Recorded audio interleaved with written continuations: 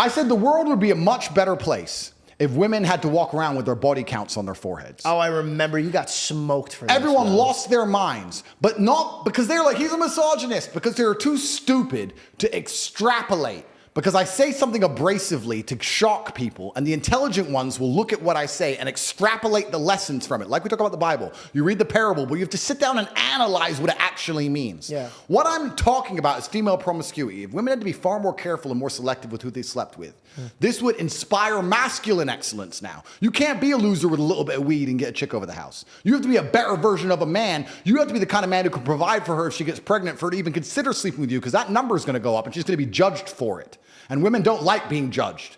Women are very, very susceptible to societal pressure and peer pressure and judging. Same with men. Same with men, but women even more. Because men are not going to want to be with a girl who has 468 numbers. 100%. So now men are like, I want a low number. She doesn't want to add to her number. I better be better. I better be better. Now when someone gets together, they're going to stay together. They don't want to mess up their numbers, right? They're going to stay together. They're going to stay together as a family. They're going to be more prepared to sit, talk through things, work things out. No longer divorce anymore. The church holds this. Islam holds this. Absolutely. Because in Islam and in Christianity, when you go to church or you go to the temple, right? What are the main thing that they fear is God, but they also fear how other people are looking at them. 100%. When my mom used to come to church and go, hey, don't embarrass me around these people. 100%. So I had to behave. I'm like, all right, I don't want to represent my family the wrong way. Completely. Peer pressure can go positively as well as negatively. So when I said this, I got attacked for being a misogynist, but no one understood what I'm actually talking about is couples coming together, working together, masculine excellence, and removing promiscuity from society so that you get to a point where a lot of problems are fixed. What did you just say about prisons and fatherless homes? Wouldn't having that number on a woman's head fix the fatherless homes? Now we fix the prison population. You can extrapolate this out towards fixing the entire society. But I make the point and nobody listens to what I say. They just lose their minds because they're emotional. But it's, no, but it is. No, that's really funny. But it's amazing how you can extract out from that one point I made. But you could have made the same point in a loving way. I could have. That's what I'm saying, bro. So then we have to ask why I don't. Yeah, that's the thing, bro. Because I think that's your next journey. Because I think this is what happened. You knew step one was to get famous, and the only way to get famous is to piss people off. I did pretty good. You did a fantastic job. Thank you, sir. Okay, your next season now is to group in the rest of the sheep. Yeah, of course. And I say sheep in a good way. Trust me, it's a biblical term. I think right now you need to win the hearts of some females that disregard you completely. Because I had this conversation with my girlfriend, and my girlfriend's like, hey, listen, he says this, he says that. I go, okay. You gotta think about what they're going. So we had to sit down and watch a podcast, and then like, baby, he's trolling here. Yeah. And she goes, well, I don't understand that he's trolling here. Why would he be trolling here? Why is he talking so serious here? Yeah.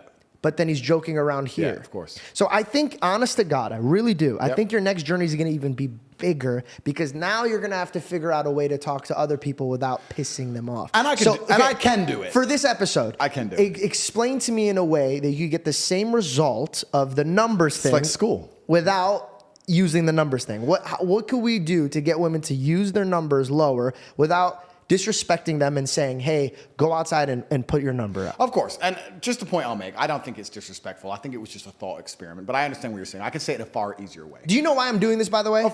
Because I want to vouch for you. And I want to vouch for Trump. And I want to vouch for people that I do believe in. But it's really fucking hard when you're going around saying, these bitches need to have fucking numbers on their head. And I'm like, motherfucker, Tate, stop saying that. You know what I mean? Like, I'm trying to vouch for you. So if I have to come out here and literally come out here, fly out here, 16 hours, I want to sit here and say, dude, I am with you. Yeah, but I'm trying to be with you, waiving my morals and my integrity. I'm trying to bring in even the people that we think are stupid, they're still worth saving. Oh, completely understand. And I'm also very prepared and aware that I can say things in a far nicer way. I agree with you. It's not accidental. I am aware of it. You already achieved what you needed to achieve. Yeah. And that's why I said it's something I said a long time ago. I was just explaining the point behind it. But it's a strong message, so how do we get that message out without pissing them off? Oh, that's easy. I mean, I think when you tell a woman, but you know what's interesting? It's really interesting, and I want to make this point.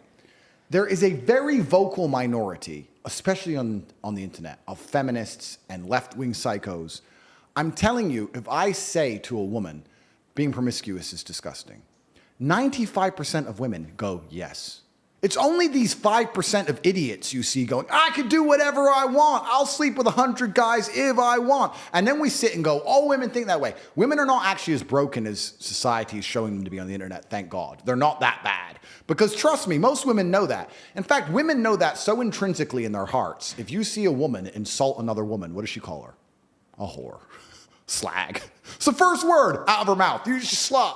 It's the first thing women do, because women know that's how you insult a woman. So even the bad women who run around having arguments with other women, who are promiscuous themselves, use promiscuity as an insult. So most of the world actually understands this. It's only the Western world which has this very broken vocal minority. And these people always come to terms and learn that they were wrong as they were older. It's just unfortunate they have to learn the hardest possible way. I don't think there's any woman out there who slept with 100 guys who's happy she's done it. It's sad. She got psyoped by society. She probably had no dad at home, no masculine role model. No one guided her. She got psyoped by society into thinking that having sex with men is somehow going to be empowering. And she's woke up one day and looked in the mirror and she hates herself. I feel sad for her. I was at a party once at my friend's house, and they always make fun of me for this, but it was a very learning curve for me. Yep. I'm sitting there, and all my friends are having fun, and I'm noticing that this girl's behavior is trying to impress the men that's around her. Yeah. And she starts trying to do drugs. And I looked at her and I go, sweetheart. And by the way, that's dangerous, right? Calling a girl sweetheart now is very dangerous. Yeah. And it never comes, like my father, I have to tell him chill because he'll be like, sweetheart, honey. And I'm like, yo, chill. You can't say that shit no more. Yeah. And it's so heartbreaking because my father looks at them like their daughter. Yeah. You know, and so just know if I did say sweetheart, I was looking at it from the eyes of my own father. So I go, sweetheart, you don't have to do that. Yeah. And she lost her fucking mind on me. And she started freaking out. And everybody's like, yo, you can't say that, blah, blah, blah, this and that, right? Okay. She freaks out, leaves, and she says something that broke my heart. The man was like, listen, you got to go. You're freaking out. You're causing a problem. They're not going to kick me out, right? Yeah. They're not going to kick me out. Yeah. But they're going to kick her out. And the thing she says, she goes, no, it's fine. I'll suck your dick.